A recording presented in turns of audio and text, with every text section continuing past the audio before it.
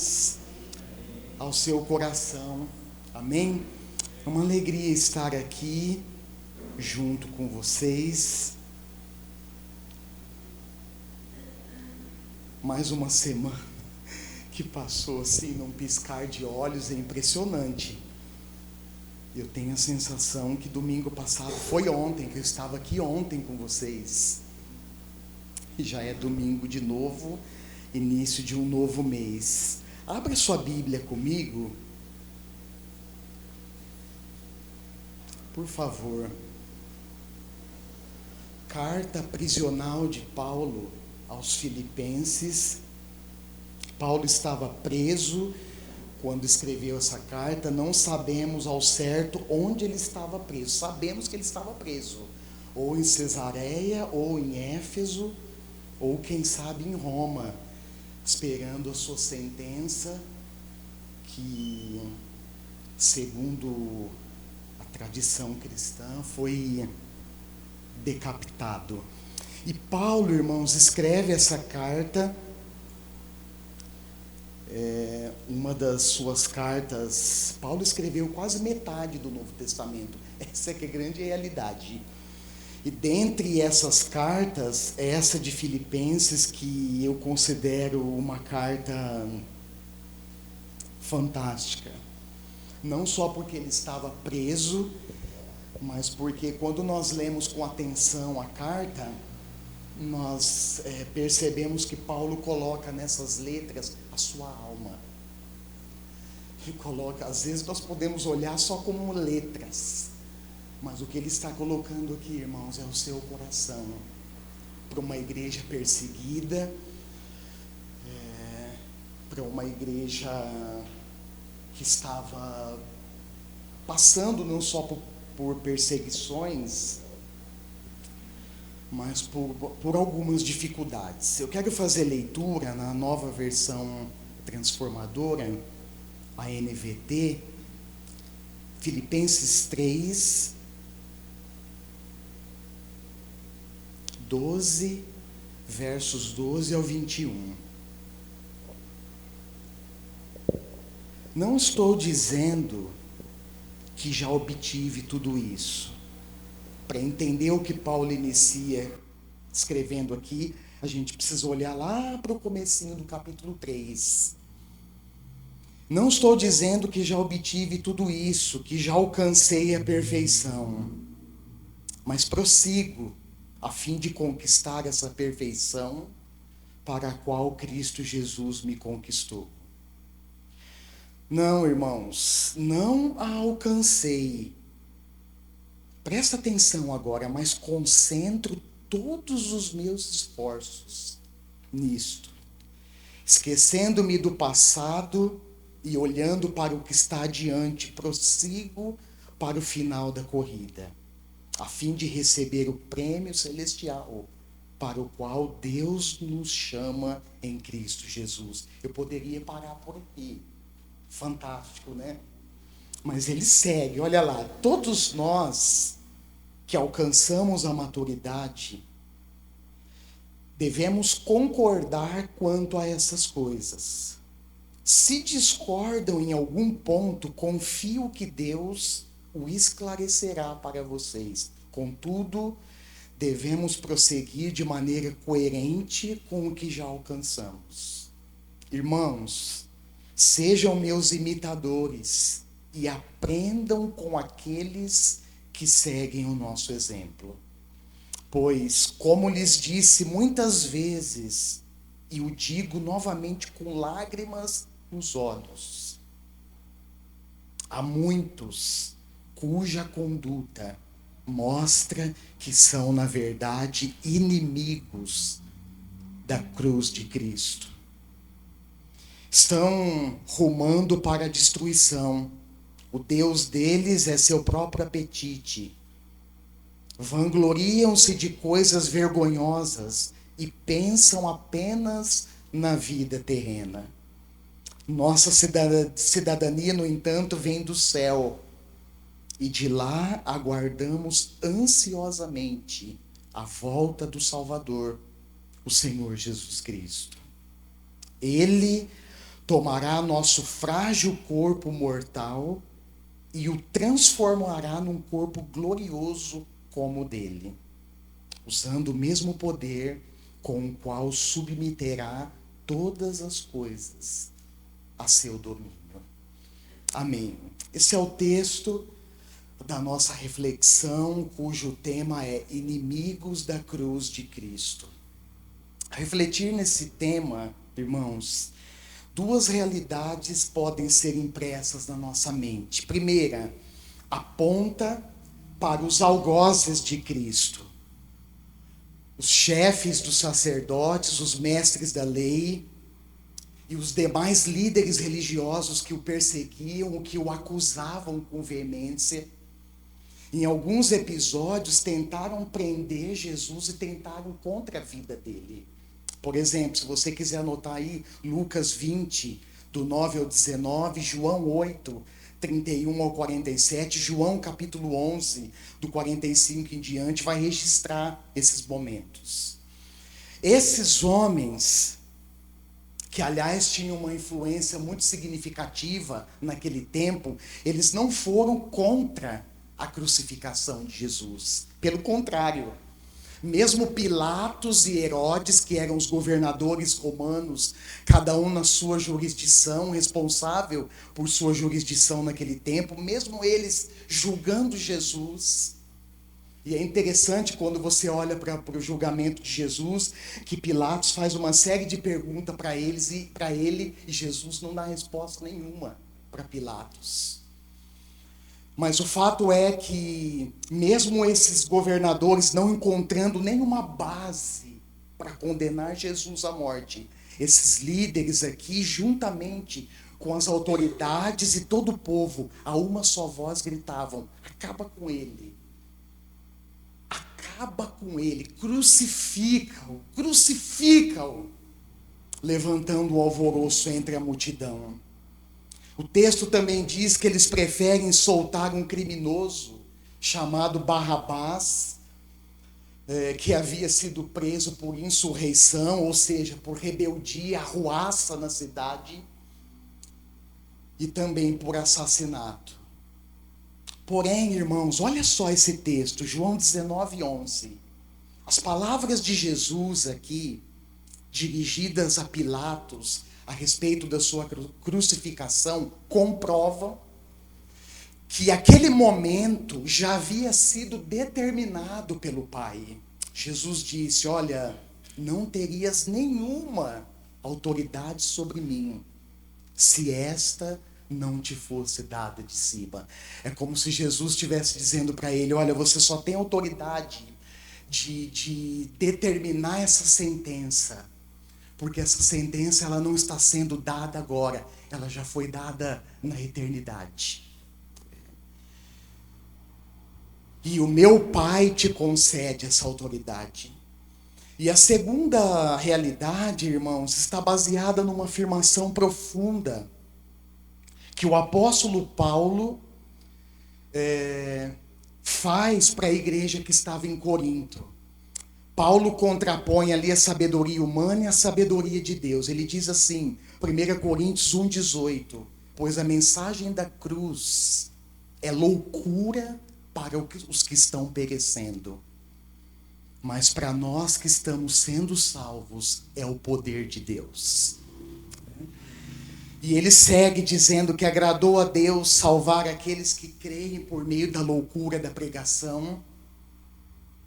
O Cristo crucificado, que é escândalo para os judeus, olha só, e loucura para os gentios. Paulo diz que é o poder e a sabedoria de Deus para aqueles que foram chamados. E ele conclui dizendo que a loucura de Deus é mais sábia que a sabedoria humana. E a fraqueza de Deus é mais forte que a força do homem. Nós encontramos concordância com essa afirmação lá nas palavras do profeta Isaías, filho de Amós, numa visão que o profeta tem sobre Jerusalém, sobre Judá. Ele diz assim, Isaías 55, 8 e 9: pois os meus pensamentos, lembra desse texto? não são os pensamentos de vocês. Nem os seus caminhos são os meus caminhos, declara o Senhor. Assim como os céus são mais altos do que a terra, também os meus caminhos são mais altos do que os seus caminhos, e os meus pensamentos mais altos do que os seus pensamentos. Eu quero chamar a atenção, irmãos, para dizer para vocês o seguinte: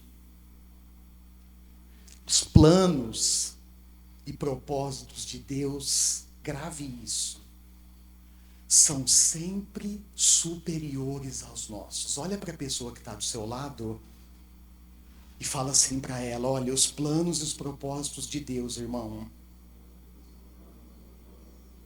são sempre superiores aos nossos. Os seus caminhos são diferentes dos nossos. Nem sempre, irmãos, nós compreenderemos os planos de Deus. Eu sei que há acontecimentos na nossa vida que nós, até num questionamento sincero, até num momento de dúvida, nós podemos sim, irmãos, fazer um questionamento responsável e sincero a Deus. Mas o fato é que nós nem sempre, eu acho, arrisco dizer, chuto aqui, a dizer que a maioria das vezes nós não compreenderemos os planos e os caminhos do Senhor. Mas eu fecho dizendo que o que realmente importa é confiar, irmãos.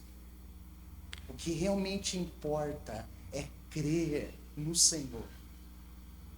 Olha para a pessoa que está do seu lado e fala isso: olha, o que importa, querido, mesmo que você não compreenda os planos de Deus, é confiar no Senhor. Fala para ele: o que importa, mesmo que você não compreenda os planos de Deus, é confiar no Senhor. É fácil, irmãos, confiar no Senhor no meio de uma grande tempestade? É fácil confiar em Deus? Pedro que o diga, né? Quando as ondas se levantam, o vento bate querendo derrubar a gente. É fácil, irmãos. Não responde para mim, não. Responde aí no seu coração. A carta que Paulo escreveu para a igreja que estava em Filipos, que estava localizada, e é aqui nesse local, né, Filipos, e era uma pequena colônia romana, lá no nordeste da Grécia. Os gregos nordestinos, que coisa, né? Essa carta, irmãos, carrega em si um texto afetuoso. Não sei se foi porque foi a primeira igreja que Paulo fundou durante a sua segunda viagem missionária, mas o fato é que quando você olha para a carta, você encontra nela um tom afetuoso, carinhoso. Como eu disse no início, Paulo coloca nessas palavras o seu coração, a sua alma. E ele está encorajando a igreja que estava sofrendo perseguição. E o local onde essa comunidade foi fundada e o sofrimento que eles estavam enfrentando, irmãos, ensina um princípio importante para todos aqueles que desejam, que decidem, em todas as partes do mundo, seguir a Cristo. Sabe qual é esse princípio? É que a perseguição e o sofrimento fazem parte da realidade cristã. Se alguém um dia te vendeu um cristianismo que existe só vitória e mar de rosas, precisa olhar para o Evangelho de novo.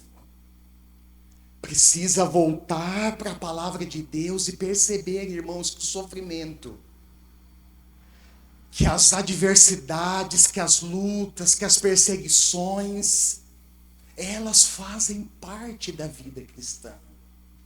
Não existe, irmãos, uma fé sem lutas. Não existe fé cristã sem batalhas. Não existe fé cristã sem perseguições, sem adversidades. Pelo contrário, o Senhor Jesus disse aos seus discípulos, quando eles estavam em particular, lá no Monte das Oliveiras, Mateus 24, 9. Antes da sua prisão, olha só, Jesus reúne os discípulos e diz: olha, vocês serão presos, vocês serão perseguidos e mortos por minha causa. Vocês serão odiados em todo o mundo. Também disse, irmãos, em João 15, 18 e 19, presta atenção nas palavras do Senhor Jesus: se o mundo os odeia, tenha em mente que antes me odiou. Se vocês pertencessem ao mundo, ele os amaria como se fossem dele. Todavia, vocês não são do mundo, mas eu os escolhi, tirando-os do mundo. Por isso, o mundo os odeia. Durante a sua oração sacerdotal, João 17, lembra dessa oração de Jesus? Também momentos antes da sua morte, irmãos, Jesus se dirige ao Pai num diálogo profundo de oração. E olha o que ele diz: dei-lhes a tua palavra, e o mundo os odiou, porque eles não são do mundo. Se você prestar atenção, Jesus ele repete essa expressão no Evangelho de João: olha, vocês não são do mundo, como eu também não sou. Não rogo que os tires do mundo. Sabe por quê, irmãos? Porque a missão da igreja, ela é no mundo. E Jesus inclui na sua oração esse pedido ao Pai: olha, Pai, não tire eles do mundo, mas que os protejas do maligno.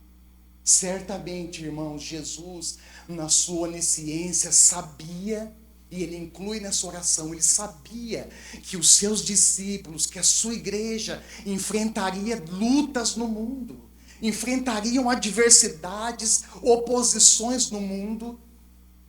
E preste atenção, essas oposições não partem só dos homens, é uma oposição de cunho espiritual, irmãos. Nós temos um inimigo real da nossa alma, o seu nome é Satanás, é diabo, que se opõe contra a igreja, que se opõe contra o próprio Deus desde o início. Sabendo disso, Jesus, olha, não tire-os do mundo, mas proteja-os do maligno. Eles não são do mundo, como eu também não sou. Quando eu leio essas palavras na oração de Jesus, irmãos, uma luz acende na minha cabeça.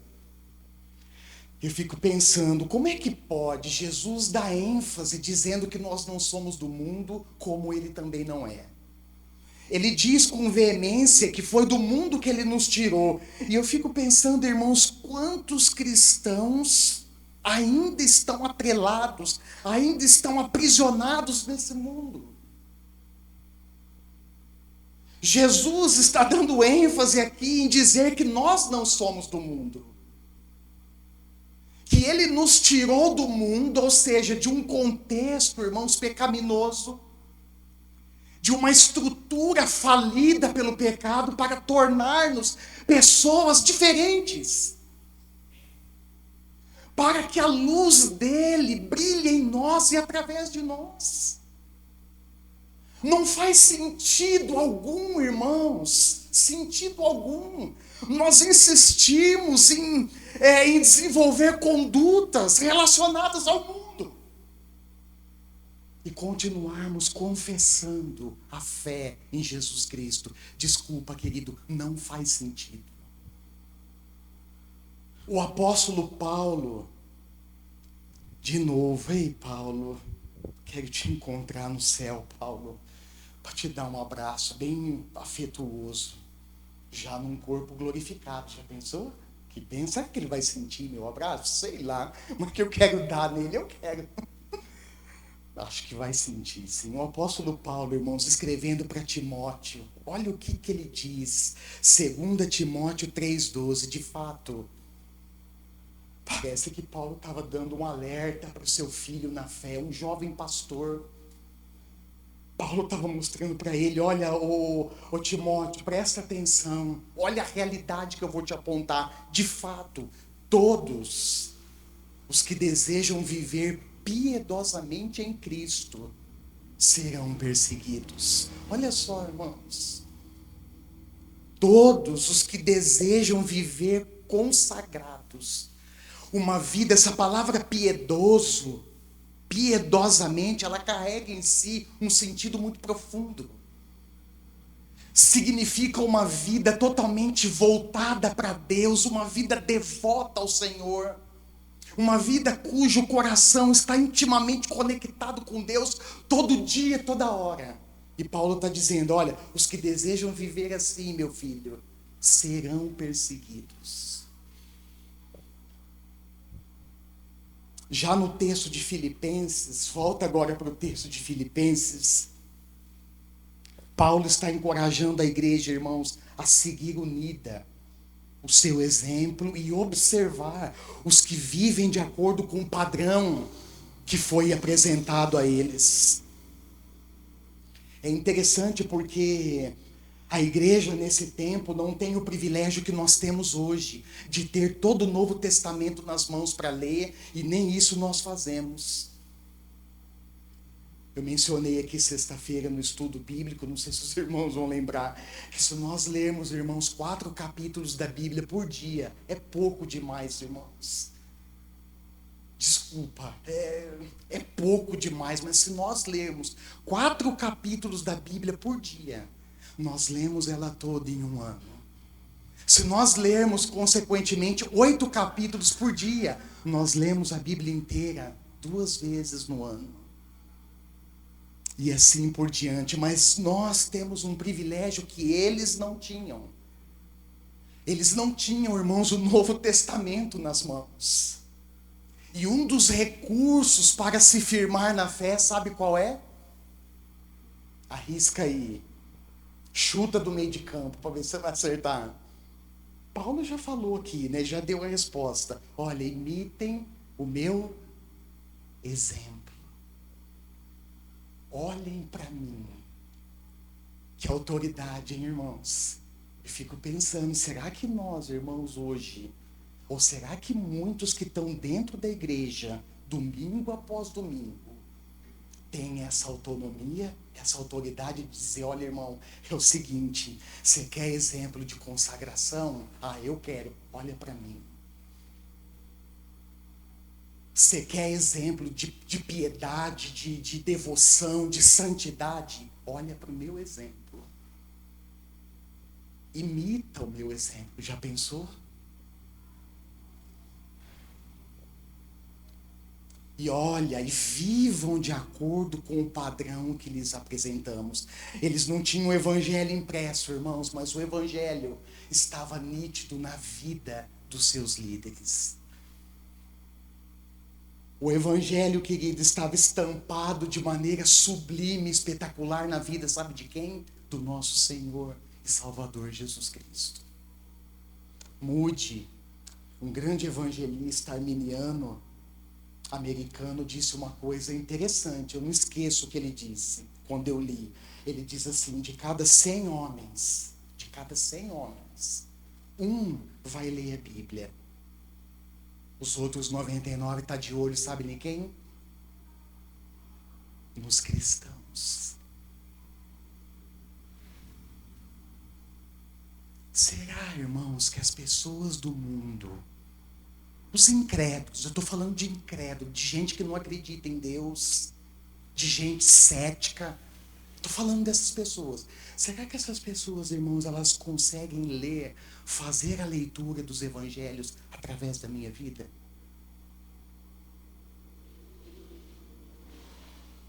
Será que elas conseguem fazer uma leitura nítida do evangelho através da sua vida? E seus amigos de trabalho? E os seus amigos de universidade? E seu cônjuge? Apertar um pouco mais. E seus filhos? E seus netos?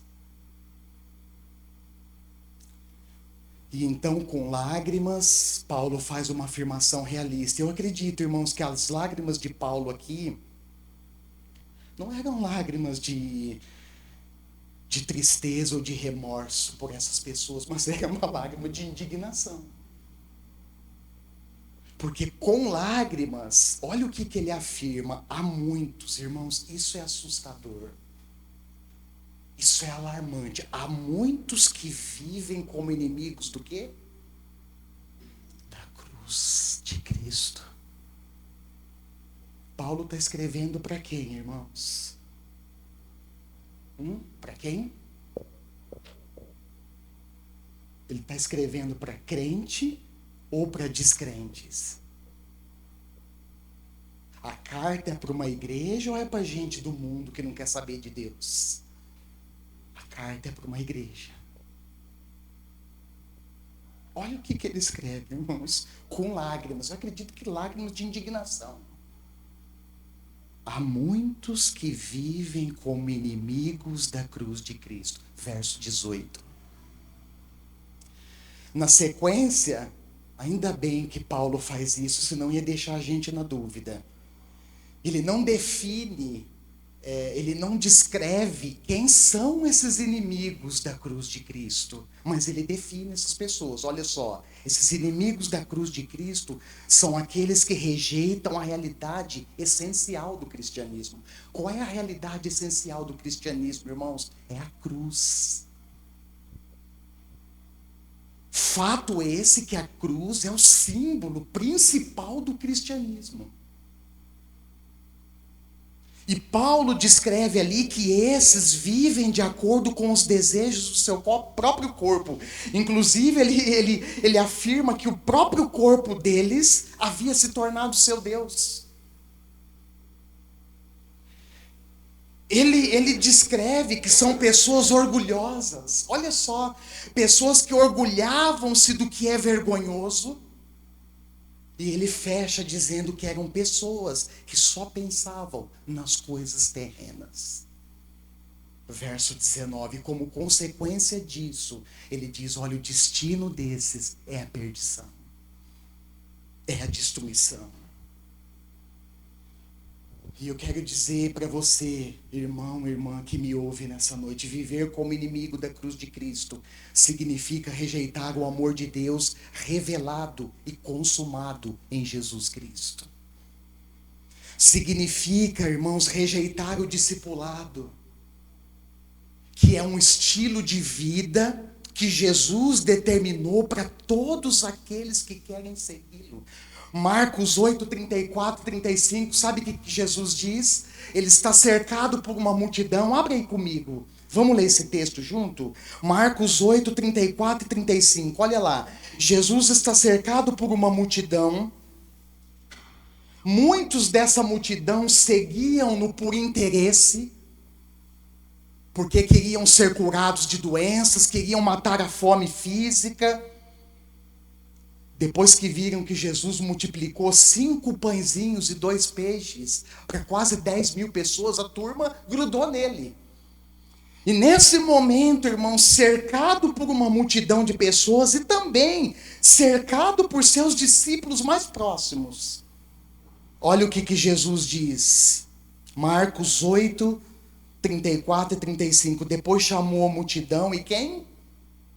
E os discípulos. E o que Jesus disse para eles? Se alguém quer ser meu seguidor, negue-se a si mesmo. Tome a sua cruz e siga-me. Se tentar se apegar à sua vida, a perderá. Olha só, irmãos.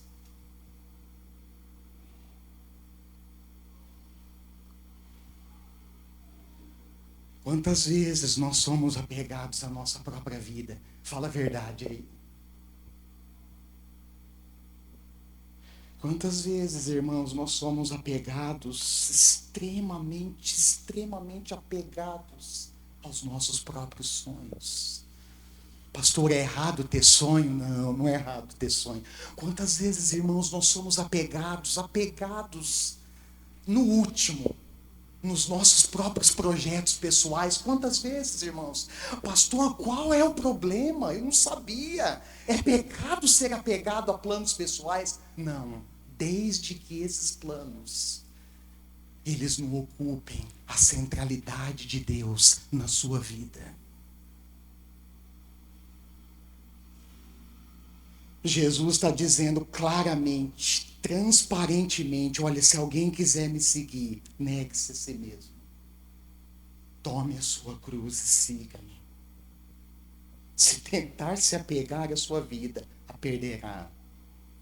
Mas se abrir mão da sua vida por minha causa e por causa das boas novas, a salvará.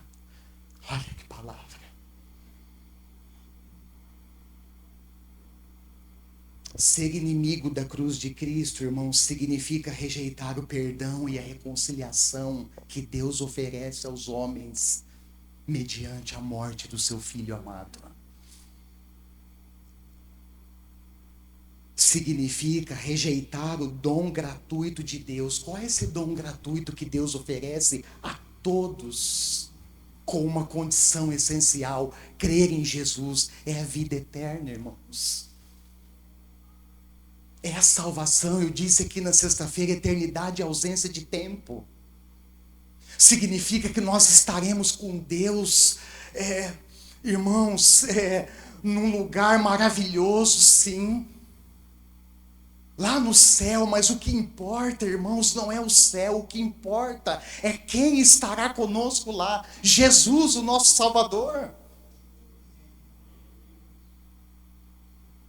Mas ser inimigo da cruz de Cristo significa rejeitar, irmãos, esse dom gratuito que Deus estende, oferece aos homens por meio da fé em Jesus Cristo. Paulo, em Romanos 6, Paulo, verso 23, ele diz assim: olha, o salário do pecado é a morte, mas o dom gratuito de Deus é a vida eterna em Cristo Jesus, nosso Senhor. Inimigos da cruz de Cristo, irmãos, os inimigos, presta atenção nessa, isso veio assim no meu coração e eu fiquei alarmado quando o Espírito Santo trouxe isso para mim ao meditar nas Escrituras. Os inimigos da cruz de Cristo não estão somente fora da igreja, eles estão dentro dela.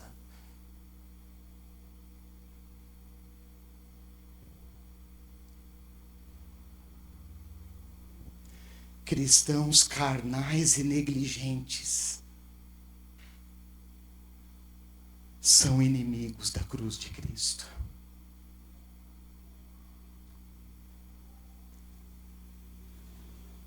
E olha, deixa eu abrir um parênteses para dizer aqui: graças a Deus que enviou Jesus para morrer na cruz. Você e eu não queríamos, a gente nem imaginar estar sob essa sentença. Derramar sobre nós o cálice da ira e da justiça de Deus. Graças a Deus que enviou Jesus.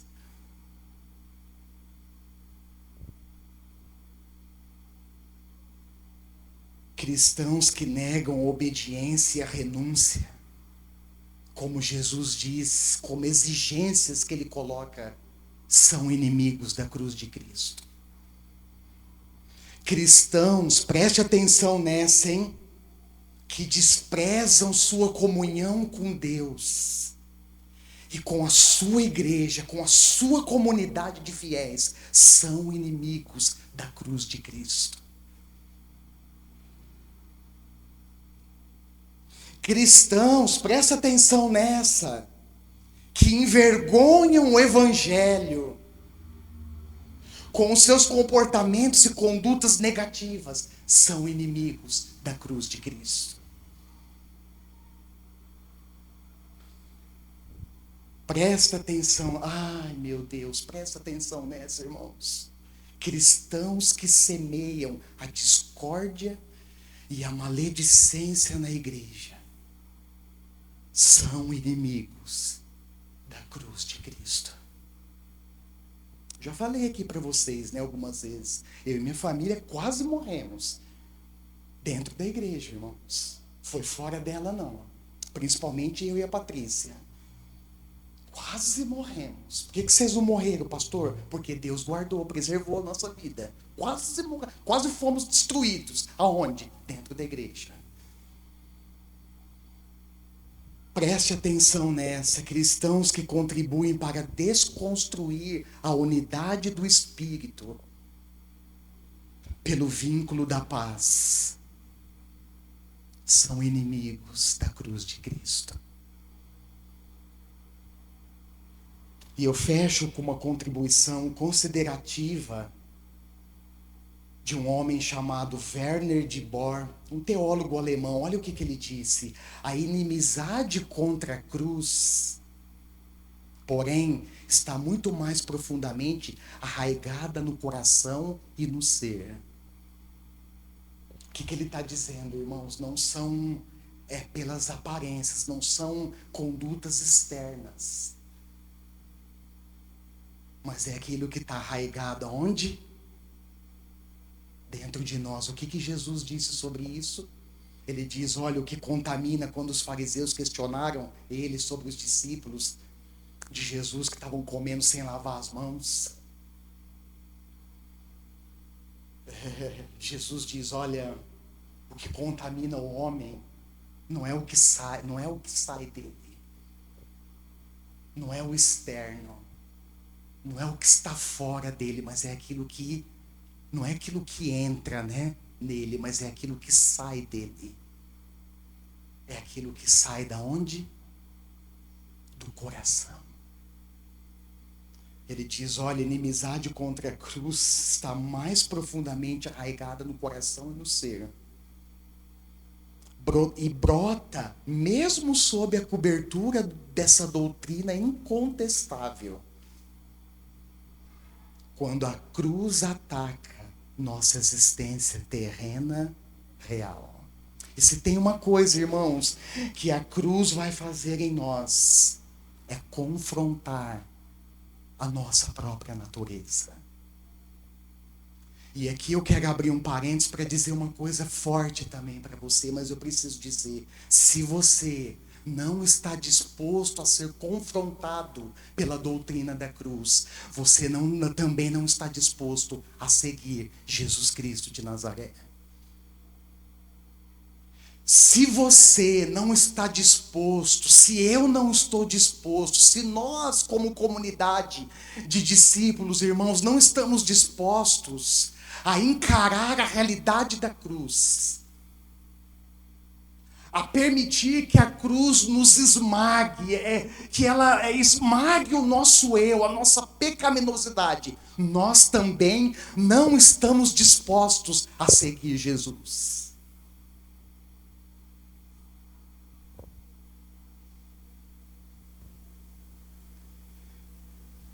Porque tomar a cruz, querido, é exatamente isso que significa. É morrer para si. É sepultar o seu velho homem. Quantas pessoas, irmãos, fazem isso no batismo de maneira superficial, sem a consciência profunda do que isso significa. O fato é que se eu não matar o velho Adão dentro de mim mesmo, uma hora ou outra, irmãos, esse velho Adão vai dar trabalho. E eu que o diga, pelas lutas que eu travo comigo mesmo, irmãos, diariamente, todos os dias. Eu que o diga, a Patrícia e os meus filhos que estão comigo, que o digam. O velho Adão não pode sair da cruz. Se ele sair da cruz, irmãos, ele se manifesta.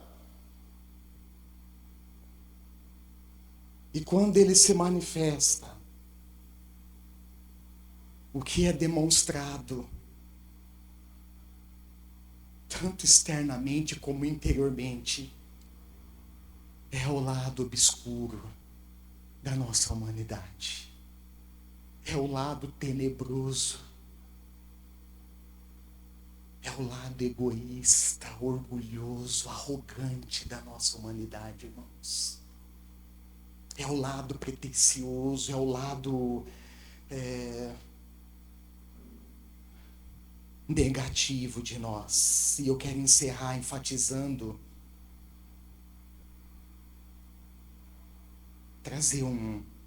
desenhar um quadro positivo agora, para não desanimar os irmãos. Quero encerrar, irmãos, enfatizando a maravilhosa, sublime realidade que Paulo aponta a partir do verso 20. Dá uma olhada lá. Ele está contrapondo, como eu disse, ele contrapõe a realidade daqueles que pensam apenas na vida terrena. E quando ele faz essa contraposição, dá uma olhada lá, ele afirma que nossa cidadania, ela vem da onde? Olha aí na Bíblia e responde. Da onde que vem a nossa cidadania? Ela vem do céu. É de lá, irmãos, não importa para mim se a rua vai ser de jaspe, se o muro vai ser de ouro puro. Mas é de lá, irmãos, que nós aguardamos ansiosamente a volta do nosso Senhor e Salvador Jesus Cristo. Aleluia. Essa sublime realidade, irmãos, deve abrir os nossos olhos. Deve manter os nossos olhos abertos, olhos, né, da face e olhos do coração também. Apesar que algumas vezes precisa fechar o olho, né? Mas essa realidade, irmãos, deve manter os nossos olhos abertos, atentos, já no presente. Nos mantendo longe do pecado, nos mantendo longe de tudo que nos atrapalha na corrida da fé. É o que o autor de Hebreus, no capítulo 12, verso 1 e 2, escreve. Deve manter os nossos olhos fixos em Jesus, porque Ele, somente Ele, é o autor e consumador da nossa fé. Só Ele, irmão. Sabe o que é olho fito? Sabe o que é olho fixo?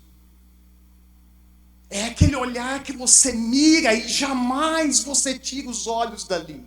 É isso que ele está dizendo. Olha, fixe em Jesus e dele jamais tire os seus olhos. Eu algumas vezes arrisquei tirar o olho, irmãos, de Jesus. Quase que eu morri. Às vezes eu achava que eu estava num nível de maturidade. Agora tá, acho que dá para tirar os olhos. Só um pouquinho. Arrisquei algumas vezes. Quase eu me perdi, irmãos. Não tire, olhe para a pessoa que está do seu lado, está quase dormindo, ajuda ele aí, fala assim para ele, não tire os seus olhos de Jesus. Eu sei, irmãos, que às vezes, eu confesso, eu tenho um olhar diferenciado pela Patrícia. Você quer ver quando a gente começou a namorar? Dava aquelas olhadas 171. Acho que esse zóio verde que conquistou ela. Só pode ser, não tinha Jesus na época. Se tivesse Jesus, com certeza, Jesus. Eu sei que às vezes, né, Douglas, tem um olhar diferenciado pela Aline.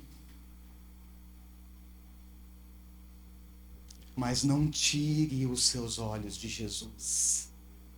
Essa realidade sublime, irmãos, deve manter a nossa consciência viva, de maneira que possamos viver com dignidade, com fidelidade, a vocação que nós recebemos de Deus. Olha o que Paulo escreveu, abre comigo, eu quero ler esse texto, vale a pena, é demais. Carta prisional de novo. Irmãos, parece que as cartas da prisão de Paulo são as mais inspiradas. Que impressionante. Olha o que ele escreveu aos Colossenses preso. Colossenses 1, 9 ao 14. Olha só, por isso, desde que ouvimos falar a seu respeito, não deixamos de orar por vocês, Pedimos a Deus que lhes conceda pleno conhecimento de sua vontade e também sabedoria e entendimento espiritual. Então vocês viverão de modo a sempre honrar e agradar o Senhor, dando todo tipo de bom fruto e aprendendo a conhecer a Deus cada vez mais. Oramos também para que sejam fortalecidos com o poder glorioso de Deus, a fim de que tenham toda a perseverança e paciência de que necessitam.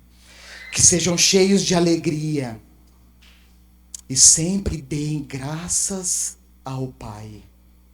Ele os capacitou para participarem da herança que pertence ao seu povo santo, aqueles que vivem na luz. Ele nos resgatou do poder das trevas e nos trouxe para o reino do seu Filho amado, que comprou nossa liberdade e perdoou os nossos pecados. Que palavra, hein? O exemplo de perseverança, humildade e maturidade de Paulo, irmãos, deve nos encorajar a prosseguir firmes para o alvo. Lembrando que a perfeição é uma ordem radical de Jesus para os seus discípulos. Mateus 5,48, Jesus disse: portanto, sejam perfeitos, como perfeito é o Pai Celestial de vocês. Ou seja, sejam plenamente maduros.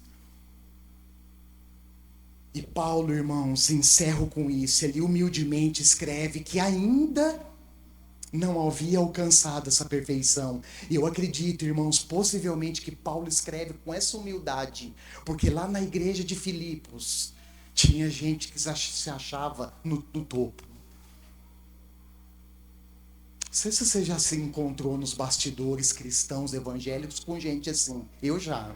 É terrível, irmãos. O papo da pessoa é superior, o ar dela é superior, tudo dela é melhor. Às vezes dá vontade de falar: você ainda está aqui na terra, querido? Deus não te arrebatou ainda não? Mas olha, irmãos, a postura do apóstolo Paulo.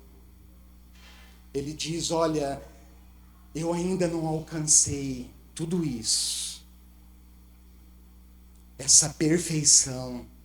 Mas ele diz que ele concentrou todos os seus esforços nisso. E sabe o que ele fez, irmãos? Uma coisa que muitos de nós precisamos aprender a fazer: esquecer o passado.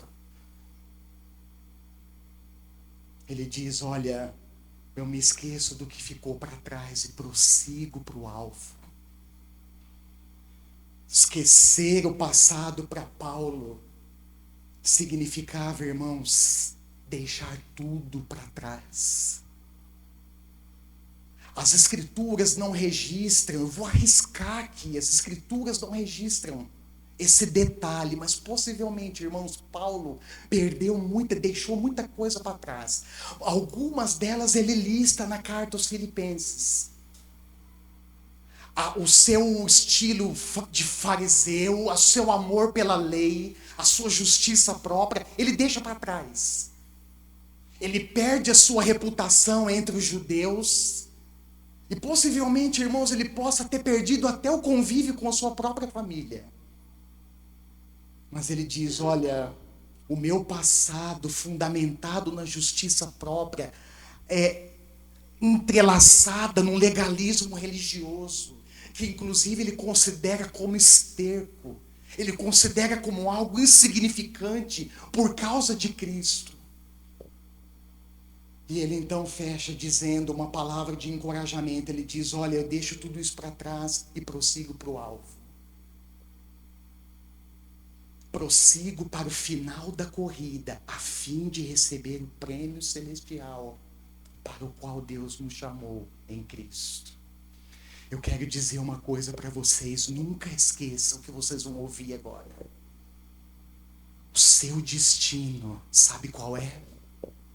É no final da corrida. Prêmio e coroa está reservado, irmãos, para aqueles que cruzam a linha de chegada. Onde você está hoje? Onde eu estou nessa corrida cristã, que não é uma corrida de 100 metros rasos, mas é uma maratona de toda uma vida. Onde você está nessa maratona? Pastor, eu estou no início. Ótimo. Sabe qual é o seu destino? É o final. Segue avante. Pastor, ó, eu já estou no meio. Sabe qual é seu destino, querido? É o final da corrida. Deus espera você e eu cruzarmos a linha de chegada. Feche os seus olhos. Nós vamos celebrar a mesa, a ceia do Senhor nessa noite. E nós queremos, irmãos, fechar esse tempo especial, tomando o pão que é símbolo do corpo de Cristo que foi entregue por nós, tomando um pouquinho do suco de uva que é símbolo do seu sangue, que foi derramado naquela cruz, e assim reafirmarmos o nosso compromisso de seguir fielmente o Senhor. Reafirmarmos, o nosso compromisso de sermos firmes na obra de Deus, de sermos ativos no seu corpo. Mas antes disso, eu quero deixar duas reflexões para você. Primeiro, você tem concentrado os seus esforços para alcançar a maturidade da fé? E segundo, você tem prosseguido firmemente para o alvo, ou seja, o final da corrida, ou ainda está aprisionado no passado? Senhor, obrigado por tua palavra. Especialmente obrigado por tua presença viva e real aqui. Não dá simplesmente para estar aqui, Senhor, sem perceber a sua presença. A sua presença é real. Porque nós servimos um Deus vivo.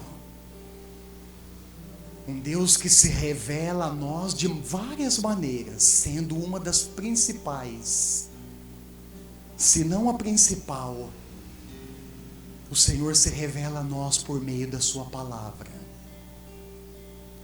Palavra nessa noite de encorajamento, sim.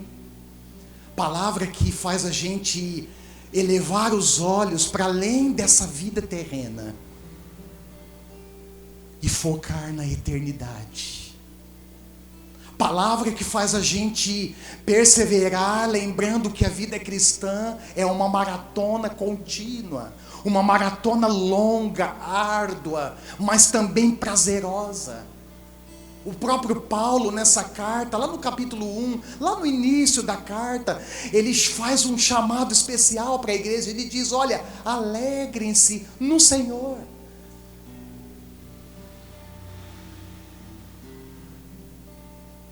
Talvez, Senhor, eu fico pensando, se sou eu no lugar de Paulo, ao invés de escrever alegre-se, eu escreveria: olha, irmãos, eu estou triste, estou preso aqui, não queria estar aqui. Mas Paulo, cheio do teu Espírito, ele direciona, ele libera uma palavra de alegria, uma palavra de esperança, chamando a nossa atenção para além do presente. É como se ele estivesse dizendo, em outras palavras: olha, há um futuro glorioso nos aguardando. Há um prêmio celestial para cada um de nós que cruzarmos a linha de chegada. Senhor, ajuda-nos. Quantas vezes na caminhada nós nos sentimos cansados? Talvez pode ter alguém aqui hoje que está no início da caminhada e já está cansado. Talvez alguém que esteja no meio da caminhada, mas se sente fraco, abatido.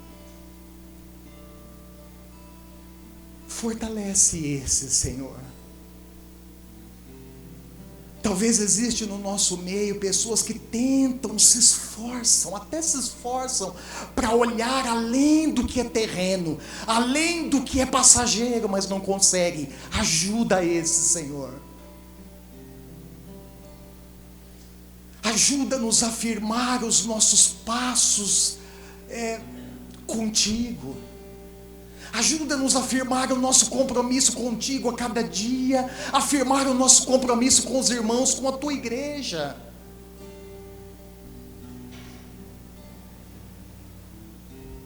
Ajuda-nos, Senhor, de fato e de verdade, viver de maneira digna da vocação que recebemos, vocação eterna. Tem noção disso? Vocação sublime, vocação maravilhosa, vocação gloriosa, que não pode se comparar com nada nesse mundo.